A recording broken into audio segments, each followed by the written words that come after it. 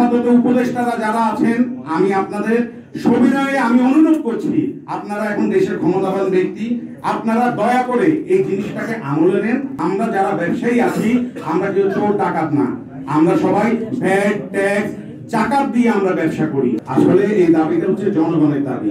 আমরা যারা মোবাইলে বিজনেস করি, আপনারা যদি খেয়াল করবেন, আমরা 1 টাকা দিয়ে যে পণ্যটা কিনবো সেটা আমরা হয়তো দেখা যাবে, এক্সাম্পল আমি 1 লাখ টাকা দিয়ে একটা পণ্য কিনলে আমি 1,01,000 টাকা বিক্রি করবো, 1,57,000 টাকা দিয়ে একটা পণ্য কিনলে 1,58,000 বিক্রি করবো।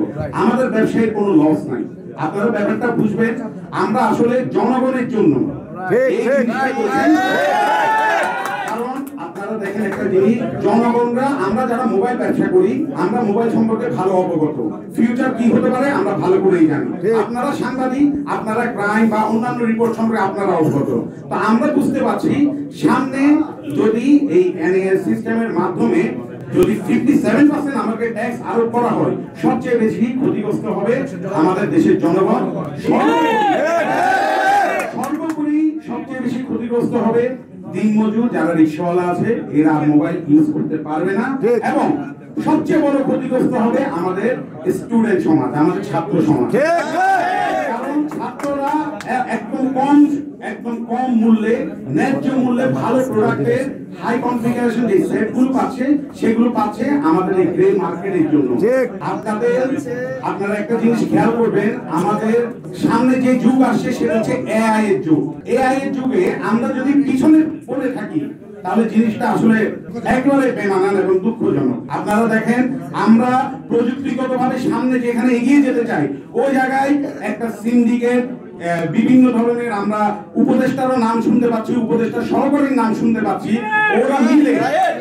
ওরা মিলে আমাদের দেশের কয়েকজন মুনাফালোভী, সুদখোর বলবো, আমি ওদেরকে সুদখোর বলবো, মুনাফালোভী সুদখোর সিন্ডিকেটের উদ্দেশ্য হাসিল করার জন্য কোটি কোটি মানুষকে এরা ক্ষতিগ্রস্ত করছে।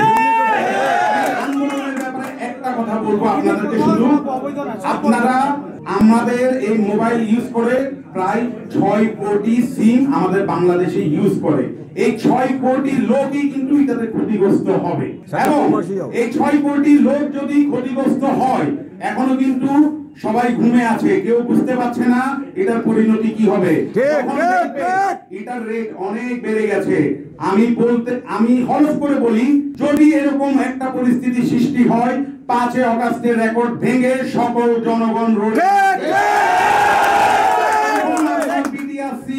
আপনার এনবিআর, আপনারা তখন কি করবেন আপনারাই ভালো জানেন।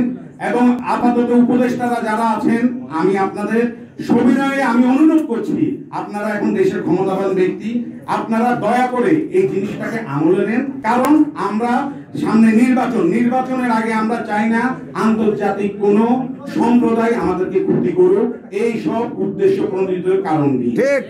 আমরা চাই আপনারা আমাদের সাথে সহযোগিতা করুন, গোল টেবিলে বসুন। আমরা যারা ব্যবসায়ী আছি, আমরা কেউ চোর ডাকাত না, আমরা সবাই ভ্যাট ট্যাক্স চাকাত দিয়ে আমরা ব্যবসা করি। আমাদেরকে অবৈধ বলা, এটা আসলে কতটুকু মানানসই আমি আসলে বুঝতে পারছি না। আমি সকলের কাছে অনুরোধ করব, উপদেষ্টার কাছে অনুরোধ করব, আমি প্রধান উপদেষ্টা ডক্টর মোহাম্মদ ইউনূস স্যারকে আমি বলবো, আর দরকার হলে আপনি একটু কোট করবেন, আমরা ব্যবসায়ীরা ট্যাক্স দিতে চাই, কিন্তু আমরা কিভাবে দিব, এটা একটা সুনির্দিষ্ট নীতিমালা দিতে হবে। আমরা 20 কোটি জনগণ, আমাদের এই দেশে এই 20 কোটি জনগণের ভাগ্য, মোবাইলের ভাগ্য, কেন 18 জনকে শুধু লাইসেন্স দেওয়া হবে? মেনে নেওয়া যাবে না। এই লাইসেন্সের সংখ্যা কমপক্ষে 5000 করতে হবে, কমপক্ষে।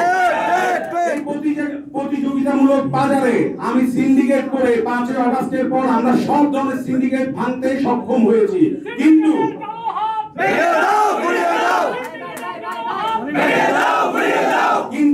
আমরা এই নতুন করে এই সিন্ডিকেট গুলো যে পায়তারা চলছে, আমরা এর তীব্র নিন্দা জানাই এবং হুঁশিয়ারি করে বলতে চাই, আমাদেরকে খেপাবেন না। কোন আমলে কোন ছাত্র আন্দোলন এবং ব্যবসায়িক আন্দোলন কখনো বিফলে যায়নি, যাবেও না। আপনারা আমাদের সাথে গোল টেবিলে বসুন, জনগণের মতামত নেন। গণভোটের আগে আমাদের আমাদের একটা শুনানি করেন, গণশুনানি করে জনগণ কি চায় সেটা আগে দিয়ে মাথায় আনুন। জনগণকে খেপাতে যাইয়েন না। জনগণ যদি খেপে যায় তাহলে এই দেশের পরিস্থিতি কি হবে? 5ই আগস্ট আমরা আমাদের অধিকার আদায় করতে শিখে গেছি। শিখানোর আমাদেরকে দরকার নাই। বিভিন্ন উপদেষ্টা সহকারী নাম আসছে, ফয়েজ তৈয়ব, বিভিন্ন নাম আমরা নাজমুল সাকিব বিভিন্ন পোস্টে আমরা পাচ্ছি। আমি দয়া করে আপনাকে অনুরোধ করছি, আপনি যদি এইসব কাজে লিপ্ত হয়ে থাকেন দয়া করে এইসব কাজ থেকে আত্মসম্মান বোধ রেখে আপনি সরে আসুন। কোন ধরনের সিন্ডিকেটের অজুহাতে ওদেরকে মুনাফা বেশি করিয়ে দেওয়ার জন্য আপনারা এইসব পায়তারা করবেন না। আমি আরো একটা ব্যাপার দেখেন, আপনারা এটার সাথে একটা সিমের একটা সম্পর্ক আছে। সিম আপাতত বলছে 15 থেকে 10, 10 থেকে 5, পরবর্তীতে 2টা সিমে আনবে। দেখুন এটাও একটা স্বার্থলোভী জনগোষ্ঠীর জন্যই করা হচ্ছে। কেন? আমাদের অপারেটর আছে 5টা, তাহলে আমার যদি 2টা সিম থাকে, আমার যদি 3 টাকাও মিনিট হয় আমাকে ইউজ করতে হবে, আপনারা সকল জনগণকে ইউজ করতে হবে। আপনারা বাধ্য। আরেকটা ব্যাপার আমি বলি, এই যে সিম আর মোবাইল যে একসাথে করছে এতে ভালো আছে খারাপও আছে। খারাপ হচ্ছে কি, দেশে আমাদের যদি একটা মোবাইল চুরি হয় আমরা মোবাইলটা কি করি, আমরা থানায় একটা জিডি করি। তাহলে জিডি করলে পুলিশ কি করে, এই মোবাইলটা ট্র্যাকিং এ ফেলে। তাহলে পুলিশ যখন আমাদের এই যে নতুন সিস্টেম, একটা মোবাইলে একটা সিমই কাজ করবে, অন্য কোনো সিম কাজ করবে না, ওই সেটে অন্য কোনো সিম কাজ করবে না, ওই সিম অন্য কোনো সেটে কাজ করবে না। তাহলে অনেক সময় বিভিন্ন অপরাধী, আমরা যারা মোবাইল ব্যবসায়ী বা আমাদের পার্সোনাল যখন মোবাইল চুরি হয়, আমরা কিন্তু অনেক সময় চোররা ভুল করে আমাদের অনেক মোবাইল আমাদের প্রশাসনের লোকরা কিন্তু উদ্ধার করে দেয়। খুবই দুঃখের সাথে বলতে চাই, এই মোবাইলগুলো আর জীবনেও উদ্ধার হবে না। এবং উদ্ধার না হয়ে এই স্বার্থলোভী জনগোষ্ঠী চাচ্ছে এদের বেশি দামে কম কনফিগারেশন সেটগুলো যেন বেশি বিক্রি হয়। এইসব উদ্দেশ্য আমরা কোনোভাবে ফুলফিল হতে দিব না। আপনাদের মাধ্যমে আমি জানাতে চাই, বিভিন্ন চাইনিজ র্যাম কম এবং অনেক হাই প্রাইসের যে মালগুলো বিক্রি করছে এগুলো কোনোভাবে মেনে নেওয়া যাবে না। আপনারা একটা উদাহরণ দেখেন, এখন বর্তমান রানিং এ আমাদের যে অফিসিয়াল ফোনগুলো আছে, আমি স্যামসাং এর নাম ধরেই বলছি, Samsung S25 ultra official price হচ্ছে 2,40,000 টাকা। তাহলে 7.5% ভ্যাট দিয়ে, ট্যাক্স দিয়ে যদি 2,40,000 টাকা এই মোবাইলের দাম হয়, সেই মোবাইল আমরা বিক্রি কত করে আপনার কোনো আইডিয়া আছে? সেই মোবাইলটা S25 আলট্রা আমরা 1,03,000 টাকা বিক্রি করি 1,03,000 থেকে 4,000 টাকা। তাহলে আপনারা একটা জিনিস চিন্তা করুন, যদি 57% আমাদেরকে ট্যাক্স দেওয়া হয়, এই মোবাইল কিনতে হবে 4 থেকে 5 লক্ষ টাকা দিয়ে। এটা কি সাধারণ জনগণ কোনোভাবে মেনে নিবে? আমি 5 স্টার হোটেলে খেতে খেতে অভ্যস্ত, আমি উদাহরণের জন্য বলছি। আমাকে যদি বলে আলসালাদিয়া হোটেলে আপনাকে খেতে বাধ্য করলাম, কিন্তু রেট হচ্ছে 5 স্টার হোটেলে, কেউ কোনো জনগণ মেনে নিবে? এইসব ধান্দাবাজি, এইসব গণবিরোধী কাজ থেকে আপনারা দূরে সরে আসেন। আপনাদেরকে আমরা সতর্ক দিচ্ছি না, আপনাদেরকে আমরা সতর্কবাণী দিচ্ছি না, আপনাদেরকে আমরা সহযোগিতা চাচ্ছি। আপনারা আমাদেরকে সহযোগিতা করুন এই ব্যবসায়িক সমাজকে বাঁচিয়ে রাখতে। আমরা দেশের উন্নয়নে সবাই ভূমিকা রাখছি, কিন্তু আমাদেরকে যেভাবে অবৈধ বলা হয়, আমার মনে হয় কোনো চোরা কারবারি, বিভিন্ন মাদক কারবারি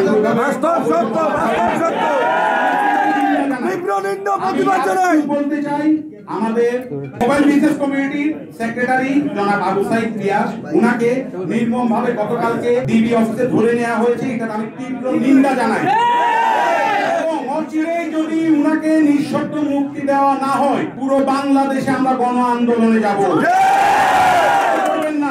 আর আবু সাইদ পিয়াসকে আপনারা কিছুক্ষণ আগে আমরা সকালের দিকে গিয়েছিলাম ডিবি অফিসে, ওরা বিভিন্ন তালবাহানা করছে। ওরা বলছে পিয়াস নামের কাউকে ধরেনি, অথবা কোন গ্রুপ ধরেছে আমাদেরকে বলেন। এইসব তালবাহানা আল্লাহর ওয়াস্তে করবেন না।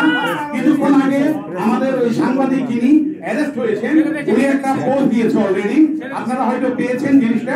ওখানেও কিন্তু উল্লেখ আছে দেশের মুক্ত বাণিজ্য নীতির সঙ্গে NIR স্পষ্টতই সাংঘর্ষিক। প্রতিযোগিতা নিশ্চিত করতে দেশে প্রতিযোগিতা কমিশনও রয়েছে, অথচ মাত্র 9 জন ব্যবসায়ীকে সুবিধা দিতে সারা দেশে 25,000 মোবাইল ফোন ব্যবসায়ীকে পথে বসানোর গভীর চক্রান্ত চলছে। একেবারেই সত্য। বাস্তবায়ন হলে গ্রামের সাধারণ মানুষ, প্রবাসী সহ অনেকেই বিপদে পড়বেন।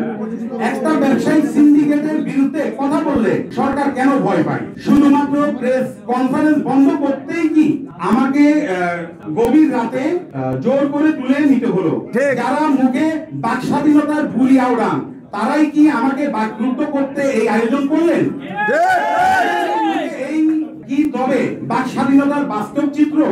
আসলে এখানে উনাকে শারীরিক নির্যাতন থেকে শুরু করে মানসিক নির্যাতন, পারিবারিক ভাবেও উনার বউর সাথেও খারাপ বিহেভ অনেক কিছুই করেছে। আপনারাও সাংবাদিক, আমরা দেশের জনগণ, আমরা কোনোভাবে এই ধরনের অন্যায় আগেও মেনে নিই নাই, বর্তমানে তো মেনে নেওয়ার প্রশ্নই আসে না। ধন্যবাদ।